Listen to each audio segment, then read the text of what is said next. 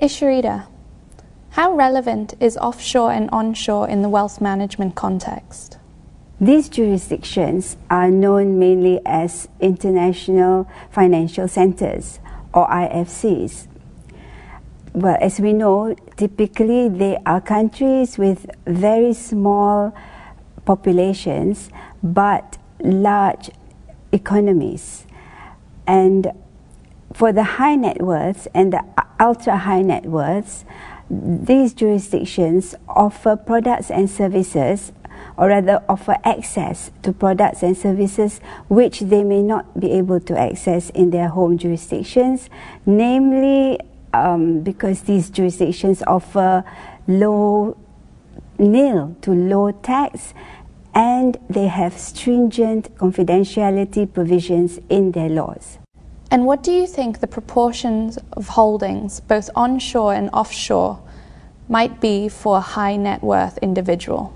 It was reported that last year saw an increase in Malaysia's high net worth individuals by 6% to make it 65,800 high net worth individuals in Malaysia. Well, I can only speak for Malaysia, and this meant, or rather this means, that the total wealth they hold has risen by 9% to 420 billion US dollars.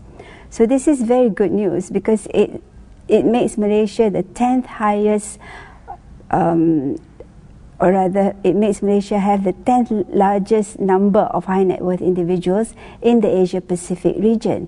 Now back to your question of the proportions of their holdings, it was reported that Malaysians' high net worth individuals hold 40% of their wealth offshore. And this is a very high percentage globally, not only in the Asia Pacific region but also globally. Isharidah, how has the mid-shore jurisdiction evolved? Since the financial crisis of the mid-2007s, unfortunately, the offshore centers have had a reputation of being tax havens, harboring funds from illegal money laundering or drug trafficking and illegal tax evasion, or rather the proceeds of economic crimes. And this led to a higher requirement for transparency and regulation.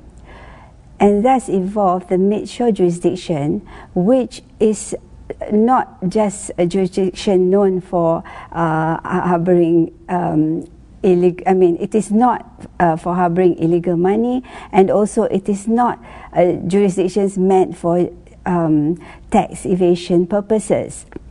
So this mid-shore jurisdiction can be said to be a jurisdiction which is offshore, yet has the features of onshore.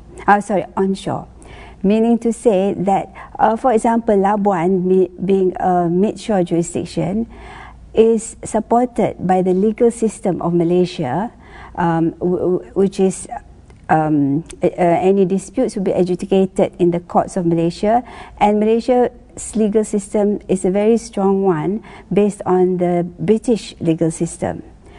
And furthermore, there are other qualities of mid-shore jurisdiction that Labuan has, which is a very stable government, and regulatory authorities are very positive towards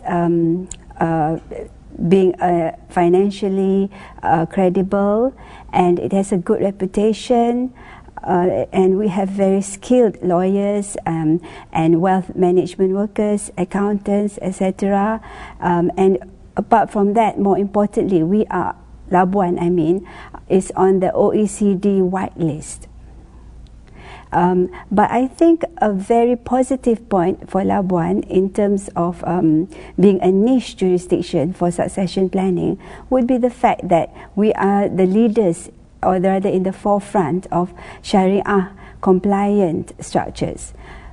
Our laws are such that we have the conventional laws, the conventional products for wealth management, yet at the same time we have a mirror legislation in the Labuan Islamic Financial Services and Securities Act, which provide for Sharia structures, or rather Islamic wealth management structures, which are Sharia compliant. And to that end, Labuan also has its own board, or rather Sharia Supervisory Council, to determine questions on Sharia compliance. And what might make Labuan a premier jurisdiction for succession planning? In terms of succession planning, the fact that Labuan is a mid-shore jurisdiction is very important. But more importantly, I would like to point out that the succession planning structures that are available out of Labuan, such as the Labuan Trust and the Labuan Foundation, is very unique to the Asia Pacific region, because Labuan is the first to have Labuan Foundation, because we are the first really in the Asia Pacific common law country to have this. And this is a structure, as you know, which is provides the best features of a company and a trust. And also it has great confidentiality aspects, and as in most succession planning structures, there are embedded laws for asset protection and also immunity from foreign claims. And based on the fact that Labuan is at the forefront of Sharia structures, for example, we have the Labuan Islamic Foundation, this would make Labuan an ideal choice for succession planning.